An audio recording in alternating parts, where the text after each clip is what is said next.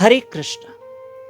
प्रिय बंधुओं, ध्यान से सुनना कि भगवान हमारे हृदय में है, पर वो हृदय में है तो सही, लेकिन वो प्रकट कैसे होगा, जरा ध्यान से सुनना।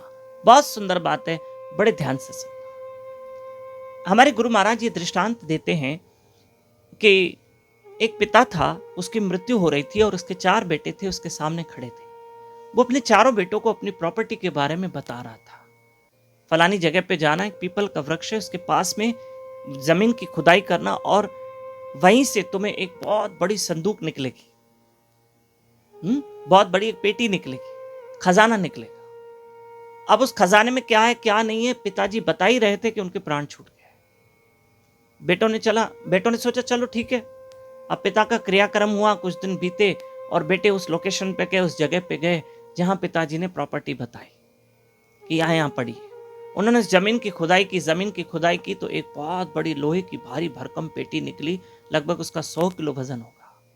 उस पेटी का बहुत जंग लगी थी, मिट्टी धूल चढ़ी हुई थी, ऐसे मानो जैसे सड़ गई, ऐसा लग रहा था। ताला वाला तोड़ा तो कुछ इतना सा गोल्ड निकला और इतना सा कैश। चारों बेटे हैरान कि इतनी भारी भरकम पेटी में, और पिताजी सिर्फ इतनी सी प्रॉपर्टी छोड़ के गए, इतना सा गोल्ड 2-4 तोला और 200-300-400 कैश बस।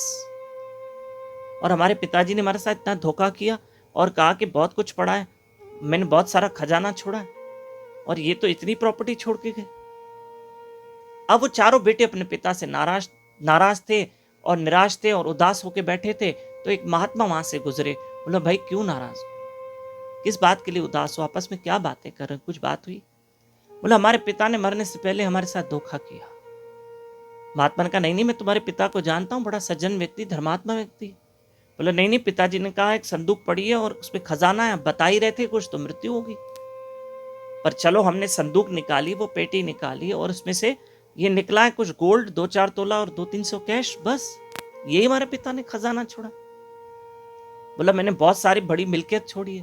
तो कहां बड़ी मिल्कियत? तो संत ने कहा, आपके पिता की बातों में कुछ राज होगा, कुछ करते हैं। एक काम करो, ये आपके पिता ने कहा ना, मैंने बहुत सारे दौलत या प्रॉपर्टी जो भी छोड़ा है, जो मिल्कियत है, खजाना है, मुझे लग रहा है ये पेटी तो खजाना नहीं है। बोला, पेटी क्या खजाना होगी, पेटी तो सड़ी हुई है, संदूक सड़ी हुई है। बोला, लाओ छुरी चाकू लाओ तो उसको रगड़ेंगे। तो रगड़ने वाली बहुत सारी चीजें लेकर आए, रगड़े रगड़े रगड़े रगड़े तो वो चमकती जा रही थी। पता चला वो पूरी संदूक जो लगभग 100 किलो की थी, वो गोल्ड की थी।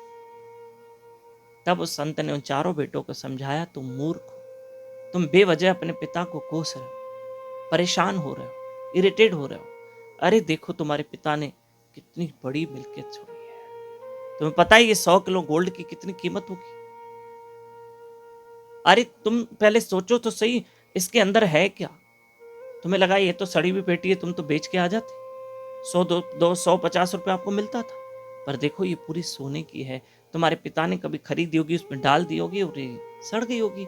अब देखो प्रिय बंधु, हमारे हृदय में भी हमारा ठाकुर है, पर वो प्रकट क्यों नहीं है? क्योंकि इस हृदय में संसार की मैल, काम क्रोध लोभ मोह अहंकार की मैल जमा है, विकारों की पाप की मैल जमा है।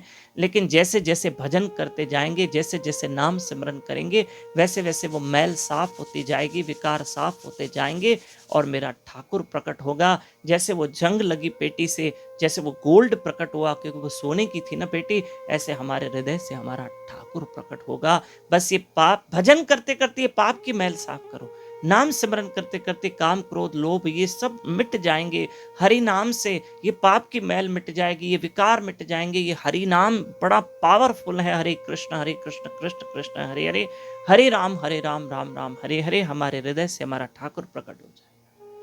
आपसे एक रिक्वेस्ट है, हमारा यूट्यूब चैनल दामोदर दास और एक और यूट्यूब चैनल है श्री मधुसूदन बापूजी, इन दोनों चैनलों को सब्सक्राइब करना ना भूलें, एक रिक्वेस्ट है।